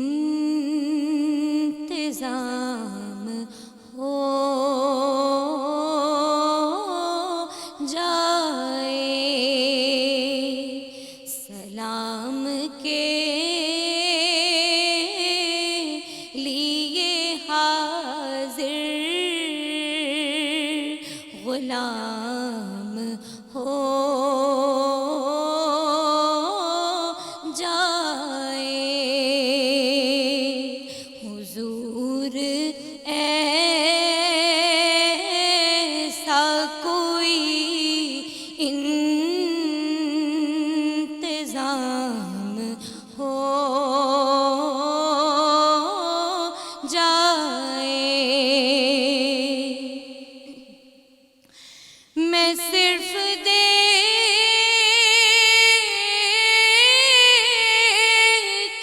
لوں ایک بار سبز گنبد کو نظر سے چوم لوں ایک بار سبز گنبد کو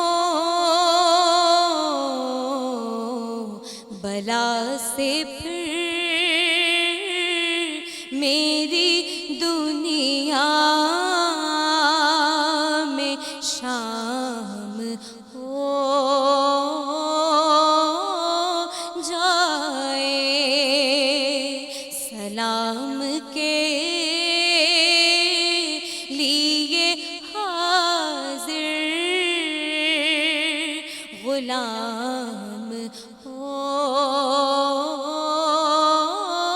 جائے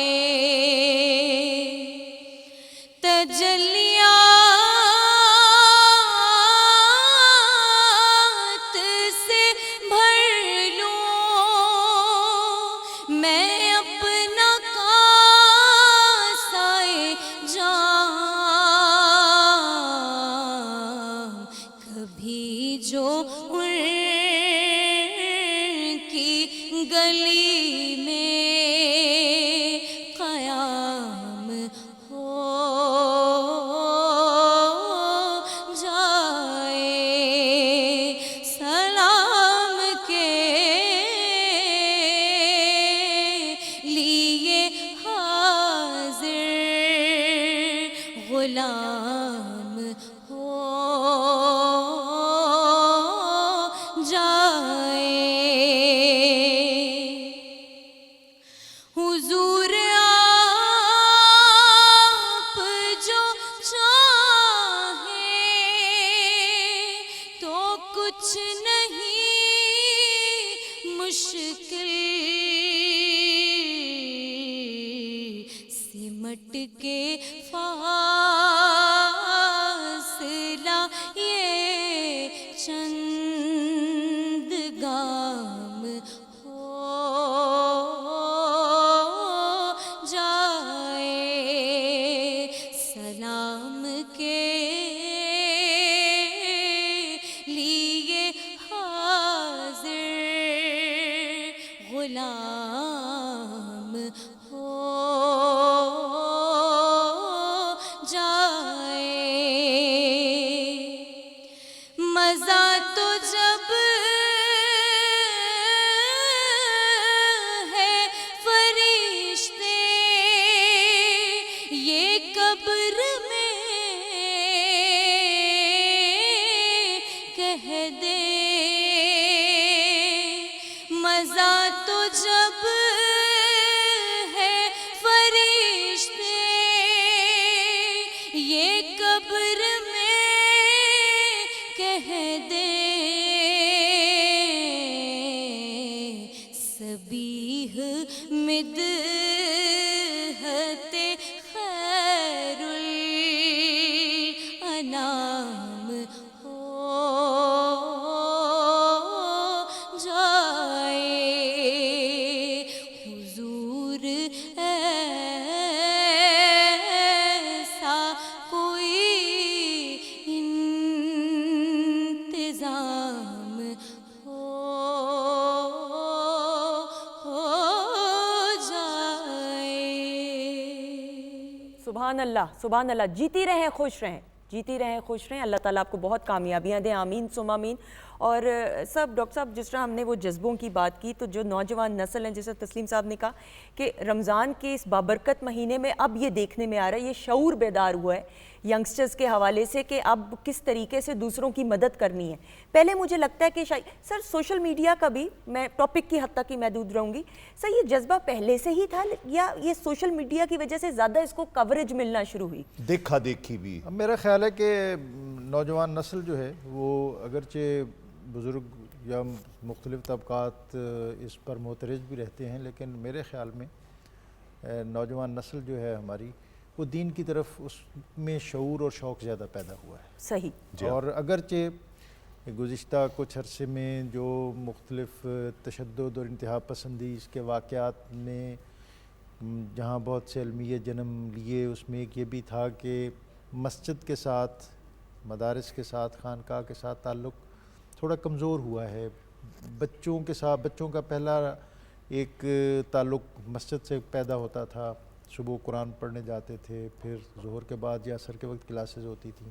اگرچہ ان میں فرق آیا ہے، اب قاری صاحب کو ہم گھر بلانے کو ترجیح دیتے ہیں کہ وہ گھر میں آ کے بچوں کو پڑھائیں. صحیح. وہ جو ایک یہ گیپ آیا ہے شخصیت میں، اور وہ جو ایک کنیکشن ابتدائی قائم ہونا تھا اور اس کے جو نقش شخصیت پہ آنے تھے، وہ وہاں ہماری کمزوریاں آئی ہیں. لیکن اس کے باوجود میں مجموعی طور پر سمجھتا ہوں کہ دین کا شوق اور شعور نوجوان نسل میں زیادہ ہے. الحمدللہ. یہ بات پتہ نہیں اب کیسے دیکھی یا سنی جائے.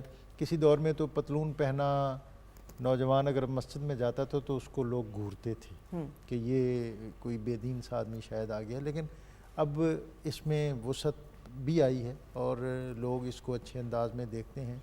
اور میں سمجھتا ہوں کہ جو ہماری یونیورسٹیز، دانشگاہیں، کالجز ہیں، اس کے ہاسٹلز کے اندر مساجد ہیں، اور مساجد کے اندر پھر باقاعدہ یہ دین کے حلقے اور زاویے قائم ہیں. یہ چیزیں بھی بہت اچھی ہیں. صحیح. اور سوشل میڈیا کا جو ایلیمنٹ ہے، اس کا جو مثبت پیرا ہے وہ بھی اپنی جگہ موجود ہے. اس کو بھی سے بہت کچھ فراموش نہیں کیا جا سکتا. دیکھنے اور سننے کی بہت سی اس میں چیزیں ملتی ہیں. صحیح. ڈاکٹر صاحب ایک رویہ جو ٹائم پاس کا ہے، عام طور پر جو دیکھا گیا ہے ٹائم پاس نہیں ہو رہا ہے، تو اس کے لیے مختلف ایکٹیویٹیز روزے کی حالت میں جان بوجھ کر نیند نہیں بھی آ رہی تو سونے کی کوشش کرنا، کوئی فلم دیکھ لینا، سوشل میڈیا پر کچھ سرچ کر رہے ہیں، اسکرولنگ کر رہے ہیں، ٹائم پاس کرنا. اس سے یعنی ایک کمزوری کا احساس بن گیا کہ شاید اب نے روزہ رکھ لیا ہے اور اب مجھے کوئی ایسا آسانی کا راستہ، کوئی ایسا طریقہ بتائیں کہ جس سے گزر ٹائم پاس ہو جائے. سب سے پہلی بات تو یہ ہے اس سے پہلے ایک تو میں فتویٰ بھی چاہوں گا کہ اس سے کوئی روزے پہ بھی اثر پڑتا ہے، دوسرا پھر آپ اپنے رویے کے حوالے سے کیا سب سے پہلی بات تو روزے کے ساتھ، کیونکہ رمضان کو قرآن کی بہار کا مہینہ کہا گیا ہے، تو لہذا ایک تو قرآن سے وابستگی بڑھ جاتی ہے انسان کی.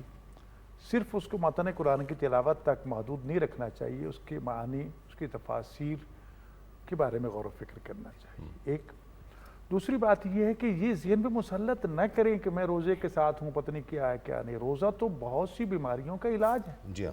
جی اب ڈاکٹر کے پاس جاتے ہیں، فاقہ کرو جی، یہ کرو، یہ چھوڑ دو، وہ چھوڑ دو. ماہ رمضان تو آپ کو ایک قسم کے سارے بدن کی آپ کی صفائی کر دیتا ہے. یہ بھی خیرات و برکات کا ذریعہ ہے. اگر آپ ٹائم پاس کرنا چاہتے ہیں تو اس کے لیے یا تو مطالعہ کیجیے روزے کی حالت میں، یا قرآن اور فقہی احکام کے بارے میں بحث و مباحثہ کرنا، اس کی بہت بڑی عظمت ہے. شب قدر کا تذکرہ ہوا. شب قدر خیر من الف شہر، خدا نے کہا 1000 مہینوں کی راتوں سے افضل ہے. ایک نمازی پوری رات جاگتا ہے، عبادت کرتا ہے، نمازیں پڑھتا ہے، تسبیحات کرتا ہے. 2 طالب علم بیٹھے ہیں آپس میں بحث و مباحثہ کر رہے ہیں، دین سیکھ رہے ہیں. تو حدیث میں ہے کہ ان کو وہ دین سیکھنا اس نمازیں پڑھنے والے عبادت گزار سے افضل ہے. صحیح. کو دین فہمی جو ہے وہ بنیاد ہے. حضرت علی علیہ السلام کا یہ فرمان ہے کہ جاہل عبادت گزاروں نے دین کی کمر توڑ کے رکھ دی. تو غور و فکر کیجیے الفاظ آیات پہ، جو نماز پڑھ رہے ہیں الفاظ پہ، ترجمے پہ توجہ دیجیے. تو جو سوشل میڈیا اس میں جو خرابیاں وہ اپنی جگہ پر بہت سی، لیکن اس کے انگنت فوائد بھی ہیں. یعنی آپ جو چیز بھی ریسرچ کرنا چاہتے ہیں 1 سیکنڈ سے پہلے آپ کے سامنے آ جاتی ہے، تو اس سے فائدہ اٹھائیے. اور جب تھک جائیں، سمجھیں کہ نہیں دل کر رہا، تو سو جاؤ بھائی. علماء کی سپیچز سنیں، کچھ نہ سنیں، ذرا سو جائیں. رسول اللہ فرماتے ہیں کہ خاموشی جو ہے وہ بھی عبادت ہے، اور روزے دار کی تو نیند کو بھی عبادت کہا گیا. اس کی سانسوں کو اللہ کی تسبیح قرار دیا گیا. اس سے بڑی سعادت کیا ہو سکتی ہے؟ صحیح۔ بجائے اس کے کہ وہ فضول باتیں کرے، غلط چیزوں کو دیکھے، غیبت فلم کرے۔ دیکھے، غیبت کرے، چغلخوری کرے، آنکھوں اس کے ساتھ گناہ کو دیکھے، جو آج کل سوشل میڈیا پہ موجود ہے، تو بجائے اس کے کہ روزے کو برباد کرے تو اس سے پرہیز کرے۔ کرے، خاموشی اختیار کرے۔ خاموشی خود عبادت ہے اور کچھ نہیں کر سکتا۔ سمت عبادت کہا گیا، خاموشی وہ بھی عبادت ہے۔ بالکل صحیح۔ یقیناً ہمارے ساتھ بہت ممتاز خوش آواز ثنا خاں محمد عرفان عارفی تشریف فرما ہیں۔ پہلے تو خوش آمدید، السلام علیکم۔ السلام علیکم۔ بہت شکریہ آپ تشریف لائے، کلام شامل کرتے ہیں۔ بسم اللہ۔ اپنی رحمت کے سمندر میں اتر جانے دے، اپنی رحمت کے سمندر میں اتر جانے دے، بے ٹھکانہ ہوں ازل سے، بے ٹھکانہ ہوں ازل سے، مجھے گھر جانے دے، اپنی رحمت کے سمندر میں اتر جانے دے، اور سوئے بطحا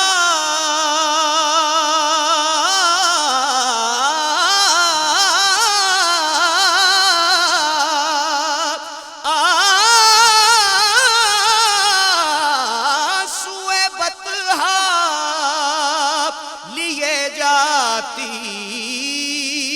ہے ہوائیں بطحا،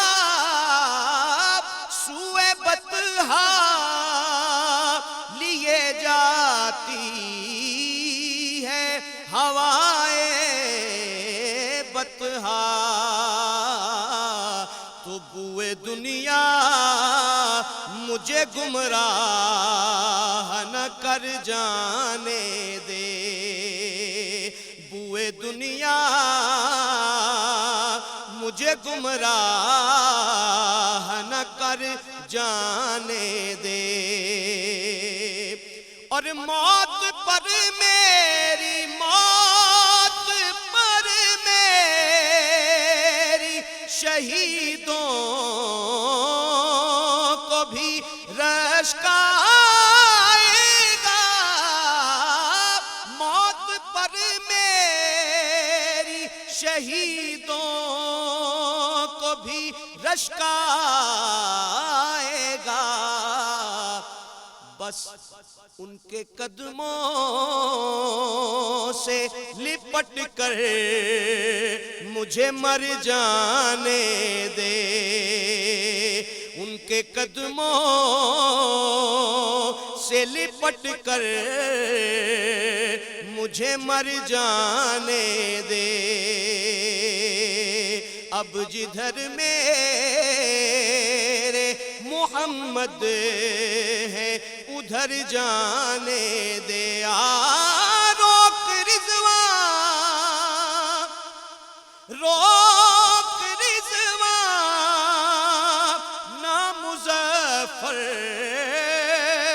کو در جنت پر، روک رضوان نامظفر کو در جنت پر، ارے یہ محمد کا ہے منظور نظر جانے دے، اپنی رحمت کے سمندر میں اتر جانے دے۔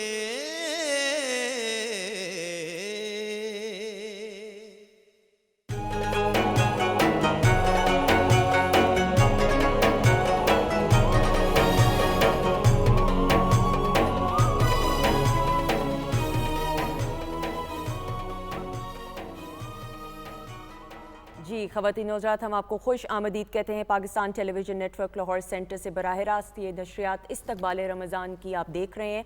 और ख़वातीन हज़रात, रमज़ान के बरकतों, रहमतों और नेमतों के महीने की आमद है और तैयारी मुकम्मल तौर पे होनी चाहिए। और मैं समझती हूँ कि जितना हो सके बातचीत तो करनी चाहिए, और हमारी इस नशरियात का मकसद ही ये है, पाकिस्तान टेलीविज़न नेटवर्क की हमेशा से ये काविश और कोशिश रही है कि अपना हिस्सा ज़रूर डालें।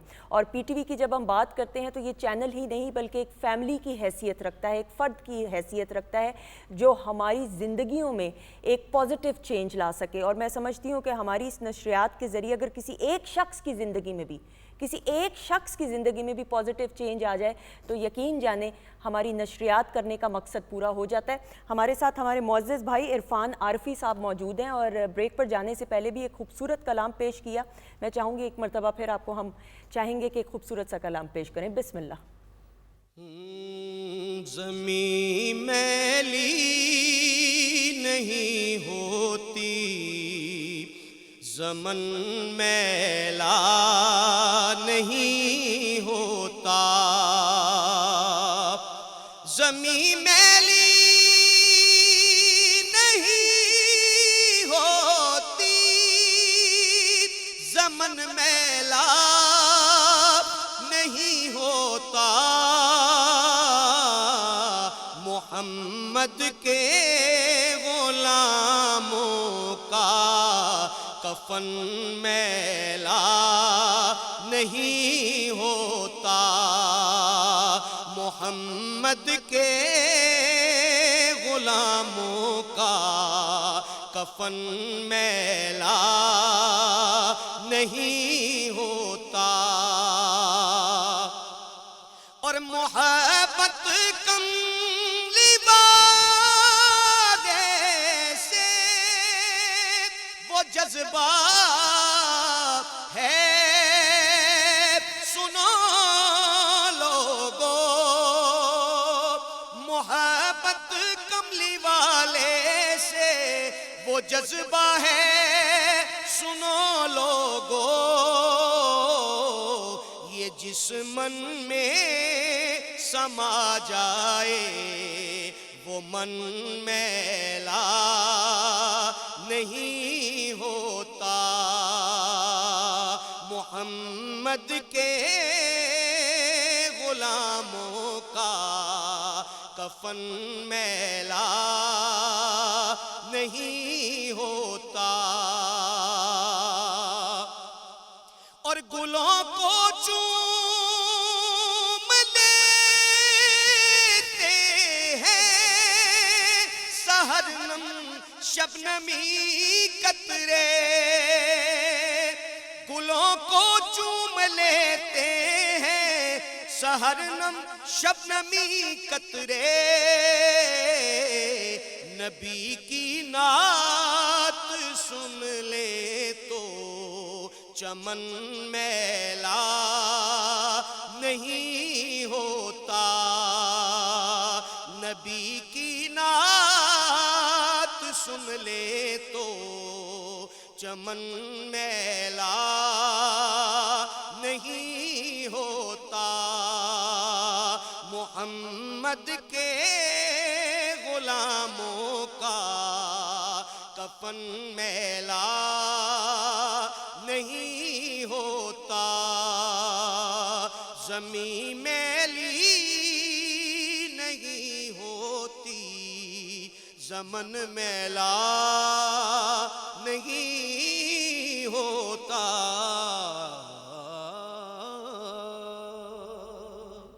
सुभान अल्लाह इरफान भाई, आपका बहुत बहुत शुक्रिया। बहुत सारी दुआएं हैं आपके लिए, और दुआओं का जज्बा भी तो सर होता है। वाइंड अप की तरफ बढ़ना है तो आज के टॉपिक को सम अप करते हुए और रमज़ान का भरपूर तरीके से अकीदत, एहतराम और जोश और जज्बे के साथ, जोश और जज्बा भी होना चाहिए, एहतराम भी है, अकीदत भी है, इस्तकबाल करना है। क्या पैगाम? जज्बा तो ज़ाहिर है ये एक्साइटमेंट है और आमद है, और ये मेहमान आने वाला है, और इस मेहमान की आमद पर तो आज ख़ुद जैसा आज हमने जिक्र किया नबी अकरम सल्लल्लाहु अलैहि वसल्लम ने खुतबा इरशाद फरमाया, और आपका खुतबा इरशाद फरमाना और किसी आने वाले मेहमान की ख़बर देना, बल्कि ये कि पूरे शाबान में आप कसरत से रोज़े रखते थे, تو یہ روزے اور یہ اہتمام از خود ماہ رمضان المبارک اس کی آمد کے حوالے سے نبی اکرم صلی اللہ علیہ وسلم کا ایک خاص طرز عمل تھا. اور یہ ابھی ہم نے نعت جو سنی ہے تو اس سے بھی ہمیں یہی لگا کہ دراصل دین جو ہے یہ تو نبی اکرم صلی اللہ علیہ وسلم کی اداؤں میں باتوں میں کھو جانے کا نام ہے.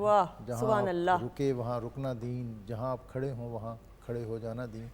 تو اس ماہ مبارک میں بطور خاص ہمارے لیے تو رول ماڈل زندگی کے ہر شعبے میں آپ صلی اللہ علیہ وسلم کی ذات استودع صفات ہے، تو ان کو اس کو بطور خاص پیش نظر رکھنا چاہیے اور اس کی عملی تطبیق کرنی چاہیے کہ اگر ایسا کوئی مرحلہ زندگی میں آپ کو پیش آئے تو یہ جاننے کی کوشش کریں کہ اس مرحلے پر نبی اکرم صلی اللہ علیہ وسلم آپ کا طرز عمل اور اسلوب محبت اور طرز زیست کیا تھا اور اس کو ڈاکٹر صاحب اختصار کے ساتھ پیغام. میں یہی درخواست کروں گا کہ یعنی یہ کوئی اچھی خبر نہیں ہوتی کہ ماہ رمضان شروع ہوتا ہے تو ہماری مارکیٹوں میں ریٹس جو ہیں بہت بلندی پہ چلے جاتے ہیں، مہنگائی عروج پہ چلے جاتے، ذخیرہ اندوزی جو ہے اس کا دورہ ہوتا ہے. اگر ہمارا اللہ کی رزاقیت پہ یقین ہے کہ رازق وہ ہے اور یقیناً اس نے ضمانت دی ہے کہ رزق میرے ذمہ ہے، بے شک جی، تو پھر ایسی حرکتیں کرنے کا کیا مقصد؟ جی ہاں، ماہ رمضان میں جتنا بھی ہم خرچ کرتے ہیں اس سے کئی گنا اللہ عطا فرماتا ہے. بے شک. تو لہٰذا خرچ کرنے کی طرف آئیے، نہ کہ لوگوں کی جیبیں جو ہیں وہ کاٹنے کی طرف آئیں. غریبوں مسکینوں پہ دل کھول کے خرچ کیجیے اور پھر خاص طور پر جو زکوٰۃ یا خمس یا جو مالی واجبات ہیں ان کو اپنے ہاتھوں سے ادا کیجیے اور قربت اللہ مستحق تک پہنچائیے، اس کے گھر تک پہنچائیے، اس کے مانگے بغیر پہنچائیے. یہ مت دیکھیے کہ وہ ہاتھ پھیلائے گا تو میں جا کے بتاؤں گا. قرآن کہہ رہا ہے کہ ان کے چہروں سے پہچانو کہ یہ حاجت مند ہے، تلاش کر کے تو ان کی کفالت کریں، ان تک پہنچائیں. روزہ رکھیں، روزہ صبر کا نام ہے اور اس لیے رکھیں کہ اللہ تعالی ہمیں اس مقصد اور منزل تک پہنچائے جو لعلکم تتقون کی صورت میں اللہ نے ہمیں بتائی. آمین. بہت شکریہ سر. ڈاکٹر صاحب آپ کا بہت بہت شکریہ دل کی گہرائیوں سے سر. بہت ساری دعائیں ہمیشہ آپ کے لیے اور خواتین و حضرات اپنے مہمانوں کا شکریہ ادا کرتے ہوئے بس دل سے یہ دعا نکلتی ہے کہ اللہ تعالیٰ ہمیں توفیق عطا فرمائے کہ اس برکتوں کو، رحمتوں کو، نعمتوں کو سمیٹنے کے ساتھ ساتھ اپنے رب کے ساتھ جو تعلق ہے وہ مضبوط ہو جائے. اسی دعا کے ساتھ اختتام کی طرف بڑھیں گے، لیکن پہلے ذرا خوش آمدید کہہ دیں ہمارے جو دوسرے مہمان. بالکل. میں احمد علی دانش صاحب سینئر ثناءخواں ہیں، ماشاءاللہ تشریف لائے. میں خوش آمدید کہتا ہوں. آخر میں کلام پیش کریں گے. تمام مہمانوں کا بہت شکریہ. جہاں رویوں کو بہتری کی دعوت دیتا ہے، طبیعتوں کو رجحان دیتا ہے یہ مہینہ، وہیں پر دل سے ایک اور ایسا زنگ ہے جسے ختم کرنے کی ضرورت ہے اور وہ کینہ اور کدورت ہے کہ آپ کسی اپنے مومن مسلمان بھائی کے لیے دل میں کینہ رکھتے ہیں، کدورت رکھتے ہیں. اس جذبے کا رکھنے والا شب قدر کی رحمتوں، فضیلتوں اور برکتوں سے بھی محروم ہو جاتا ہے. اس ماہ مقدسہ جب رحمت چھما چھم برس رہی ہو، اس میں بھی کوئی کینہ اور کدورت رکھنے والا شخص ہے تو وہ محروم ہو جائے گا. ماہ رمضان آ رہا ہے. کسی بھی دوست کے لیے، عزیز رشتہ دار کے لیے اگر دل میں کوئی کینہ اور کدورت رکھتے ہیں تو اسے بھی ختم کیجیے. تمام مہمانوں کا بہت شکریہ. سندس جمیل اور تسلیم احمد صابری کو کل تک کے لیے اجازت دیجیے. انشاءاللہ کل آپ سے اسی وقت اسی چینل پر کل شب 9 بجے پھر ملاقات ہوگی. تب تک کے لیے السلام علیکم. تسلیمات.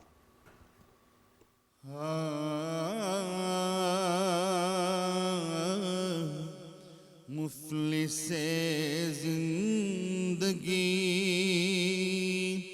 اب نہ سمجھے کوئی،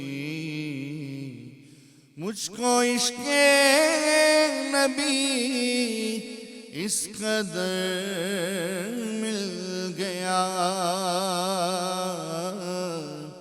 جگمگائے نہ کیوں میرا عکسِ دروں،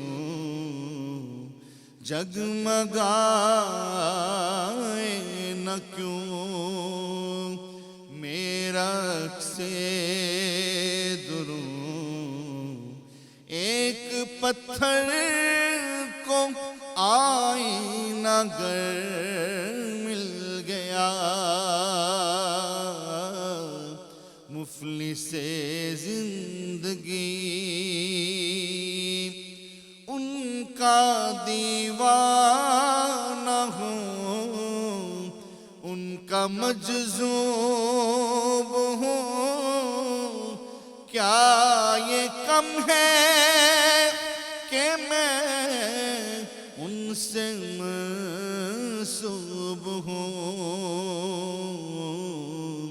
سرحد حشر تک جاؤں گا بے دھڑک، مجھ کو اتنا تو زاد سفر مل گیا، مفلس زندگی جس کی رحمت سے تقدیر انسان کھلے، جس کی جانب ہی دروازہ جاں کھلے، جانے عمر رواں لے کے جاتی کہاں، خیر سے مجھ کو خیر البشر مل گیا، مفلس زندگی۔ اور جب سے مجھ پر ہوا مصطفیٰ کا کرم، بن گیا دل مظفر چراغ حرم، جب سے مجھ پر ہوا مصطفیٰ کا کرم، بن گیا دل مظفر چراغ حرم، زندگی پھر رہی تھی بھٹکتی ہوئی، میری خانہ بدوشی کو گھر مل گیا، مفلس زندگی اب نہ سمجھے کوئی، مجھ کو عشق نبی اس قدر مل گیا